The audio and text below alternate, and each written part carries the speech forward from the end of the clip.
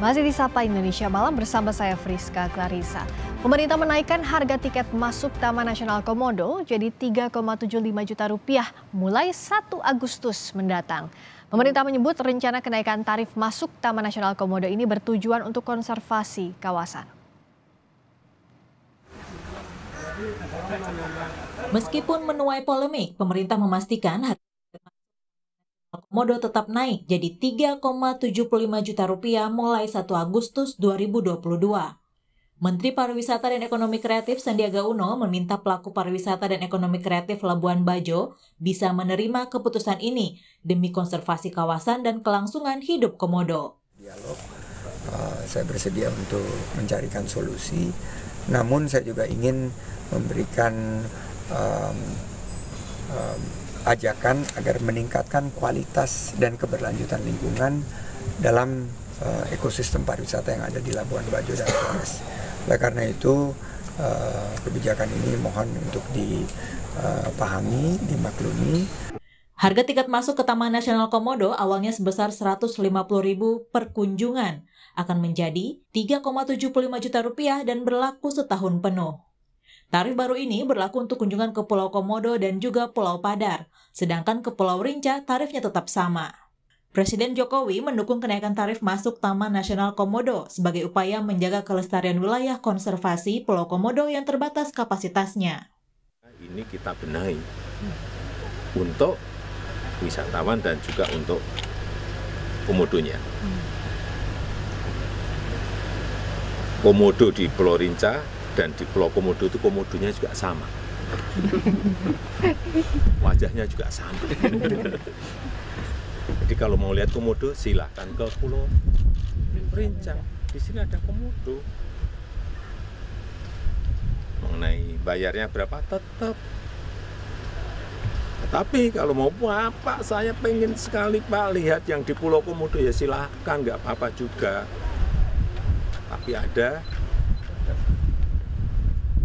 tarifnya yang berbeda. Itu sebenarnya simpel seperti itu, jangan dibawa kemana-mana.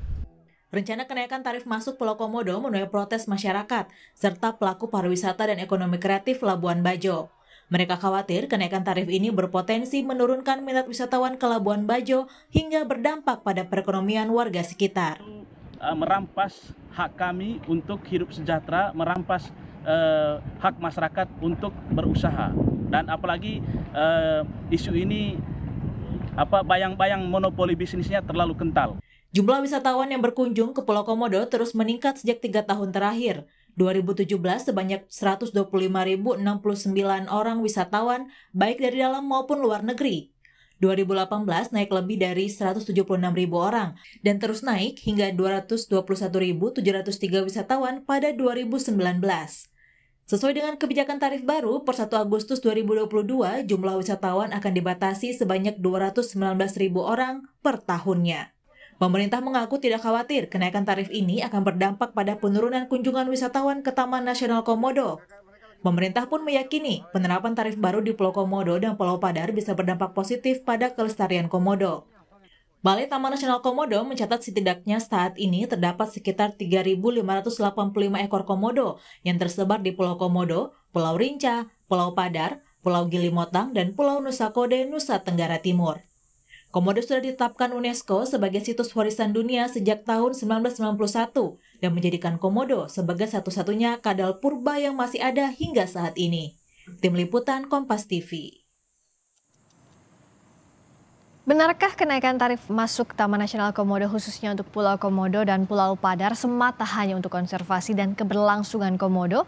Kita bahas bersama pengamat pariwisata nasional Taufan Rahmadi. Kami juga sudah meminta pihak Kemenparekraf serta Taman Nasional Komodo untuk bergabung dalam dialog ini, tapi hingga saat ini belum ada yang bisa mewakili. Saya ke Mas Taufan. Selamat malam, apa kabar? Selamat malam, Assalamualaikum warahmatullahi wabarakatuh. Mbak Friska, apa kabar juga di sana? Waalaikumsalam warahmatullahi wabarakatuh, kabar baik. Kalau Mas Taufan lihatnya gimana nih dengan kenaikan tarif masuk ke Pulau Komodonya, ini apakah solusi konservasi atau seperti apa?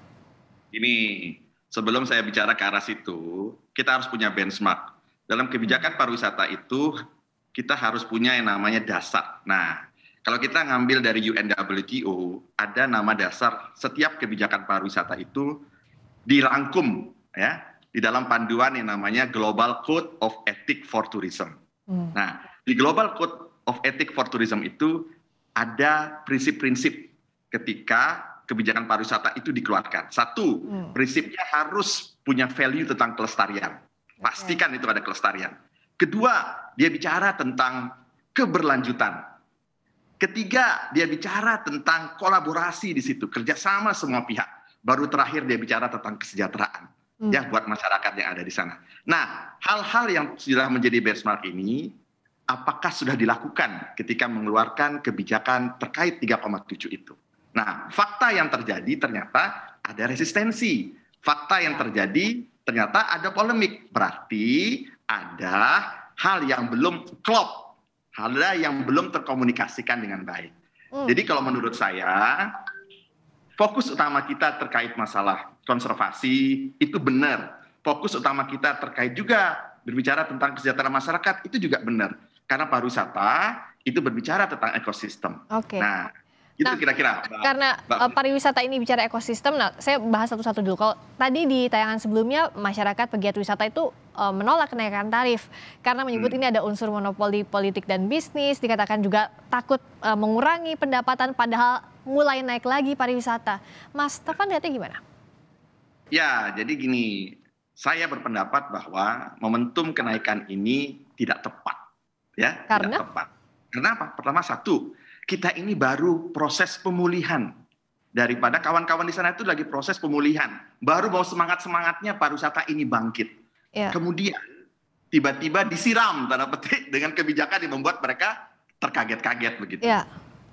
Saya mendengar banyak harapan, saya juga ditelepon oleh kawan-kawan asosiasi yang mengatakan bahwa mereka itu seperti pupus harapannya ketika dengan ada kegiatan ini. Benar, konservasi itu hanya ada di Pulau Komodo dan di Pulau Padar. Tetapi di dalam demand market, ini market ya, market wisatawan itu ternyata yang paling favorit justru pergi ke Pulau Komodo sama ke Pulau Padar. Nah, gitu loh kira-kira. Nah, kalau misalnya itu dilakukan kenaikan tiket, pasti akan berpengaruh kepada kawan-kawan yang memang selama ini bergantung hidup terkait daripada destinasi di Pulau Padar ataupun destinasi di Pulau Komodo sendiri. Nah, ini yang harus dicari solusinya sama-sama, ya.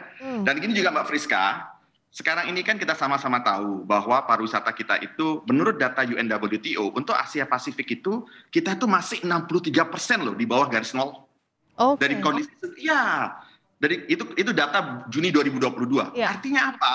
Untuk kita bisa lift up ke posisi sebelum pandemi itu kita butuh effort yang keras untuk menghadirkan banyak wisatawan mancanegara. Kita sama-sama tahu data daripada wisatawan yang datang ke Pulau Komodo itu atau Taman Nasional Komodo itu kan sebagiannya adalah wisatawan domestik dan itu hampir mencapai 45% daripada semua total kunjungan. Nah, backbone kebangkitan pariwisata Indonesia itu ada di wisatawan domestik saat ini. Dan kita sama-sama tahu karakter daripada wisatawan domestik atau Nusantara ini dia pasti cari yang murah. Dia pasti cari artinya menyesuaikan dengan ini kondisi ekonominya. Nah, bicara soal juga tadi konsep pariwisata ini kan karena holistik kita harus lihatnya. Kalau pemerintah bilang bahwa dengan konservasi ini membatasi 200.000 orang per tahun. Nah, gimana caranya jembatannya konservasinya jalan, tapi juga pariwisatanya jalan, ekonomi rakyatnya juga jalan? Begini ya, pertama dalam setiap kebijakan saya usulkan jangan langsung sporadis seperti ini, tapi harus ada transisi. Ya, saya usulkan ada masa transisi. Nah, transisi itu kan kita bisa tentukan sama-sama sampai menuju kepada titik yang benar-benar sesuai dengan untuk titik menjaga konservasi itu. Ya, misalnya, let's say, apakah mesti harus Agustus di 2022? Kenapa kita tidak misalnya mencari waktu-waktu yang tepat di masa transisi itu? Tahapan-tahapannya. Nah, di masa transisi itu disiapkan apa? Satu, proses sosialisasi. Kedua, proses daripada penguatan program-program daripada community based tourism, ya, dicari solusi-solusinya. Karena bicara pariwisata lagi, kan turunan bisnisnya banyak. Kita bisa tahu transportasi berdampak, UMKM berdampak, semuanya berdampak, ya. Jadwal-jadwal kunjungan wisatawan juga berdampak, ya kan? Nah, ini yang menurut saya perlu dilakukan. Jadi berlakukanlah masa transisi. Jangan langsung di Agustus tiba-tiba dinaikkan 3,7, tetapi benar-benar masa transisi untuk memperkuat kualitas daripada layanan pariwisata, memperkuat masyarakat di dalam memahami apa yang menjadi tujuan-tujuan pemerintah di dalam menjaga kelestarian daripada komodo yang ada di sana. Kira-kira begitu. Karena ini kan timeline-nya ketat ya, 1 Agustus sebentar lagi. Ya. Masih adakah kemungkinan kalau Mas Taufan lihat ada ruang diskusi antara pemerintah dengan pelaku wisata? Iya, pasti ada. Saya yakin pasti ada. Ya, masyarakat, saya yakin kawan-kawan di Labuan Bajo ingin duduk bareng. Ya, jadi saya berharap, tentunya tadi saya lihat ada Bapak Menteri Pariwisata, Bapak Sandiaga Salahuddin Uno. Saya berharap beliau nanti bisa menjadi jembatan daripada komunikasi, ya, sehingga terjadinya kondusivitas. Kita perlu ingat juga, sebentar lagi kita akan mengadakan yang namanya G20, ya kan? Itu sangat penting untuk citra dan branding pariwisata Indonesia. Kondusivitas destinasi itu sangat penting saat ini, ya.